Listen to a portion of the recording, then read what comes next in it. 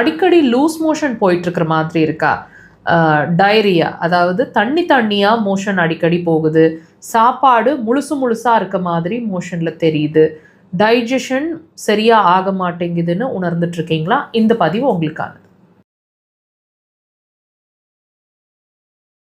அடிக்கடி இந்த மாதிரி லூஸ் மோஷன் ஆகிட்டுருக்கு, டயரியா ஆகிட்டுருக்கு அப்படின்னு ஃபீல் பண்ணுறீங்களா?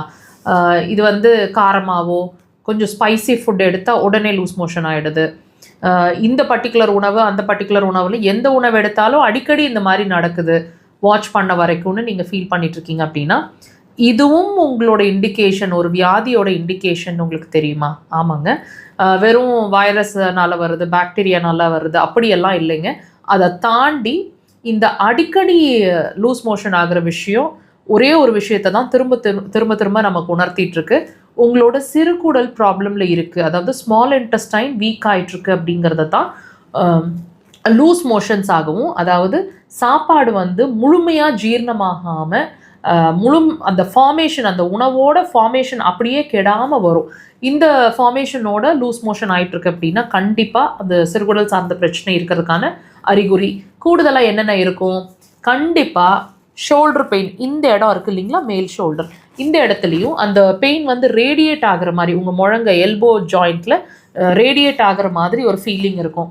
இது 2 பக்கம் இருக்கலாம் அல்லது ஏதோ ஒரு பக்கம் இருக்கலாம். அடிவயிறு எப்பவுமே கேஸ் ஃபார்ம் ஆன மாதிரியோ வெயிட்டாவோ அல்லது ஹீட்டாவோ இருந்துகிட்ருக்கிற மாதிரி இருக்கும். கேஸ் நிறைய ரிலீஸ் ஆகிட்டே இருக்குது அல்லது கேஸே ரிலீஸ் ஆக மாட்டேங்குது. அதிகமான பசி இருக்குது ஆனால் சாப்பிடவே பிடிக்கல, கொஞ்சம் சாப்பிட்டா போதும் அப்படின்ற மாதிரி ஒரு உணர்வு இருக்குது. ரொம்ப எமோஷ்னல் டைப்பாக இருக்கும். முதல்ல அப்படி இல்லை, இப்போ ரொம்ப எமோஷ்னலாக வீக் ஆகிட்டுருக்குறோம். நல்லாவே அந்த டிஃப்ரென்ஸ் தெரியுது. என்னதான் நல்ல சாப்பாடு சாப்பிட்டாலும் எனர்ஜியே பிடிக்க மாட்டேங்குது, உடம்பு ரொம்ப வீக் ஆகிட்டே போகுது, மெலிஞ்சிட்டே போகிறோம். இந்த மாதிரி விஷயங்கள்லாம் அடுத்தது உங்களுக்கு நீங்கள் வாட்ச் பண்ணியிருக்கலாம் அல்லது இன்னும் வாட்ச் பண்ண போகிறீங்க. ஸோ தயவு செய்து ஒரு விஷயத்தோடு இன்னொரு விஷயம் சம்மந்தப்பட்டு இருக்குது அப்படிங்கிறத அண்டர்ஸ்டாண்ட் பண்ணிக்கோங்க.